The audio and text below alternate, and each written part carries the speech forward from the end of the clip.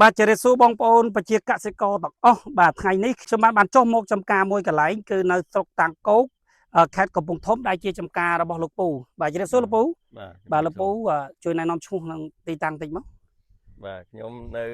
ភូមិជីភាពឃុំម្ដងពោបាទខ្ញុំឈ្មោះនៅសៀមបាទតែឈ្មោះក្រៅគេហៅគេសៀប សៀម អូពូសៀបហ៎ បាទ អូខេបាទគាត់ឈ្មោះលោកពូសៀបហើយចំការគាត់នេះគឺនៅខាងតាំងគោកប៉ុន្តែភូមិអីគេ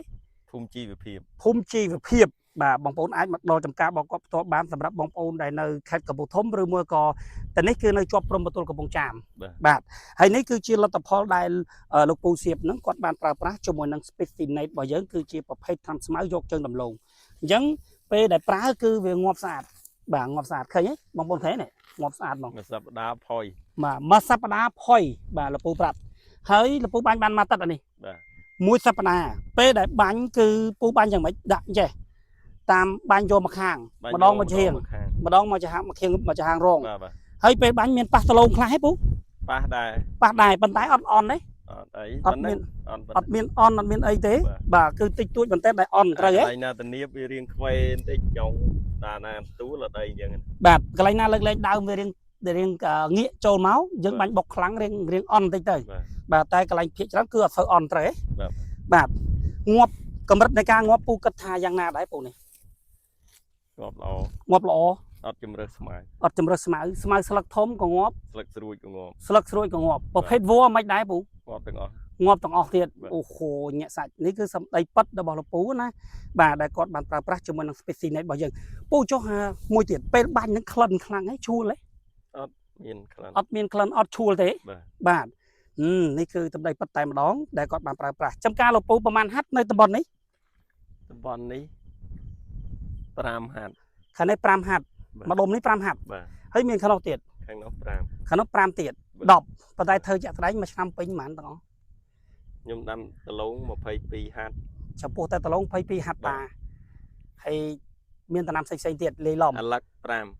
5ហាត់ឮថាមានអីដលងជ្វាទៀតបាទដលងជ្វាក៏បេះអាឡឹករួចដាំដលងជ្វាទៅវិញបេះអាឡឹករួចដាំដលងជ្វាទៅវិញប៉ុន្តែដី5ហាត់ទៅមួយហ្នឹងឯងបាទអូមានន័យថាដាំអាឡឹកហើយត្រឡប់មកដាំដលងជ្វាបានទៀតធ្វើដំណាំអាឡឹកអស់ខែ7ខែ8យើងដាំដលងជ្វាប្រមូលផលខែ11បាទអាឡឹកមក5ហាត់ដែរធ្វើមួយរដូវបានផែប្រហែលមួយហាត់ដែរវាប្រហែលបើយើងគិតតាមមួយហាត់វាទៀងដែរវាដោយតម្លៃបាទប៉ុន្តែបើគិតជាតោនបានច្រើនតោននេះក្នុងមួយហាត់អាឡឹកអត់គិតតោនអាឡឹកគិតមិនគិតផ្លែគីឡូយើងជួនយើងម៉ៅយកហ្មងអូម៉ៅហាត់យកគេមកមើលផ្លែមើលអីទៅម៉ៅយកហ្មងបើផ្លែខ្លាំងបំផុតមកហាត់ម៉ៅបានប៉ុណ្ណាឆ្នាំទៅរបស់គេល្អហ្នឹងបាន8លានកន្លះ8លានក្នុងមួយហាត់8លានកន្លះក្នុងមួយហាត់ច្រើនឆ្នាំទៅខ្ញុំដាំជួសបានតែ6លាន60ក្នុងមួយហាត់តែ5ហាត់ក៏សំណុំលុយដែរណាអាហ្នឹងធ្វើដាំលឿនប្រហែលខែអាឡឹក2ខែកន្លះទេបើដលងជ្វាខ្ញុំលើកថាចំណេញជាងហ្នឹងទៀតពូដាំដលងជ្វាវាដោយតម្លៃដែរបាទបើឆ្នាំទៅតម្លៃវាបាន1100យើងចំណេញបាទ1100មកហាត់យើងវាយបានប៉ុន្មានតោនវាល្អ10ចាប់ពីអន់10បើល្អ20ចុះ10ឡើងនេះយើងគិតតែ5 10តោនក៏បានកាត់ស្មើមកហាត់បន្តិចលៀនដែរអូខេអានេះគឺសម្រាប់លោកពូគាត់ធ្វើដំណាំច្រើនបាទមានដលងមានអឺឡឹកមាន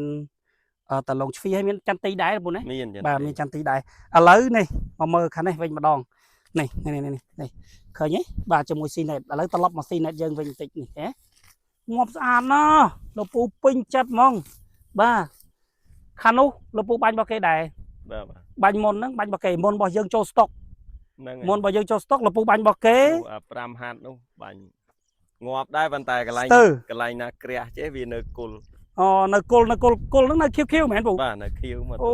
នៅខៀវបាទតែរបស់យើងដាក់ទៅនេះរបស់យើងងាប់ដល់គុលដូចចំបើងសុតនេះគឺងាប់ស្អាតពិតមែនណាបាទភ្លៀងមកជោកមកបាត់ស្មៅភ្លៀងមកពុបអាលួយទៅជីហ្មងនេះពូណាបាត់មកលួយបាត់ដោយអាខាងនោះចឹង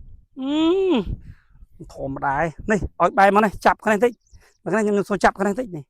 ចាប់ឲ្យបងប្អូនយើងមើលឲ្យចិត្តបាទតាមចន្លោះរងមកយកហ្មងឃើញងាប់ស្អាតទេប៉ុណ្ណឹងស្អាតនៅនេះ ប៉ុណ្ណឹងຕົកចិត្តបានហើយបាទនេះតឡងលពូមានអាយុមួយខែបាញ់បាន7ថ្ងៃគឺស្មៅងាប់ស្អាតហើយទុកបែបនេះតែ2ទៅ3សប្តាហ៍ទៀតតឡងស្លឹកដល់គ្នាស្លឹកជុលគ្នាស្មៅលែងងើបរួចហើយនេះបងប្អូនណានេះអត់ឈួលតឡងអត់ប៉ះពាល់ដល់តឡងបាទហាអត់ខូចតឡងអត់ធ្វើឲ្យតឡងអន់នេះតឡងនៅតែបន្តដុះលូតលាស់បានធម្មតាជាមួយនឹង Speciinate ប្រភេទថ្នាំស្មៅយកជើងដំឡូងរបស់យើងដែលមានធាតុសកម្ម Glufosinate Ammonium បាទជាប្រភេទទឹកខៀវខាប់អន្តឡាយបាទលាយទឹកគឺលាយងាយមែនទែនលាយបានស្រួលសម្រាប់បានស្អាតដូចតែបងប្អូនឃើញនៅផ្នែកហ្នឹងគឺនៅចំការហ្នឹងតែម្ដងបាទបងប្អូនអាចប្រើប្រាស់បានដោយទំនុកចិត្តណាបញ្ជាក់ជូនមិនមែនប្រើបានតែតឡងទេតរ៉េនបងប្អូនខ្លាចខូចប្រព័ន្ធរឹសខាច់អីហ្នឹងគឺប្រើបានបើវាអត់ជ្រាបព្រោះវាមិនមែនជ្រាបវាជាប្រភេទឆេះគឺបាញ់ទៅវាហាក់បីដូចជាងាយមែនទែនធ្វើឲ្យมันធ្វើឲ្យអន់ដល់តំណាំដូចជាពពួកម្រេចដលងអំពៅអីផ្សេងៗបងប្អូនអាចបាញ់បាននេះសម្រាប់ Speciinate បងយើងបងប្អូនអាចប្រើប្រាស់បានដោយទំនុកចិត្តហើយនេះក៏អរគុណដែរដល់ម្ចាស់ចំការបាទលោកពូដែលនៅខាងទីតាំងនៅខាងតាំងគោកខេត្តកំពង់ធំរបស់យើងបាទអរគុណច្រើនបាទប្រើប្រាស់ដោយទំនុកចិត្តជាមួយនឹង Speciinate